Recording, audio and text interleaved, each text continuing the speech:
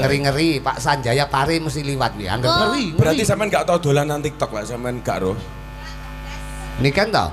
Ngerti ini duit tok. TikTok ora aruh, Facebook ora aruh. Wah lah niki artis kok Pak. Artis ki ora perlu TikTok kan wis di TikTok dhewe.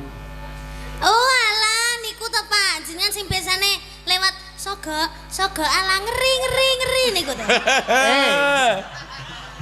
Dan pokoknya sing barekne larangnya endelmu lah jadine. Cara gak endel murah jadine. Anu Pak San. Sebelum niki nembang, kula mek arep takon kalih jenengan. Jenengan iki nek ndelok fitine kaya ngono kae. Pokok wong ngerti TikTok mesti roh Pak Sanjaya. Bar pedhok Pak Prabowo, terus metuhi kanca-kanca sopir-sopir ning Bungurasih. Kok ya sampean ngerti ae to? Ah, kula ya ngeri sapa-sapa disrawungi. Kok terus jenengan kok terus kepilut nanggap wayang kayak terus nanggap kok menggur Rudi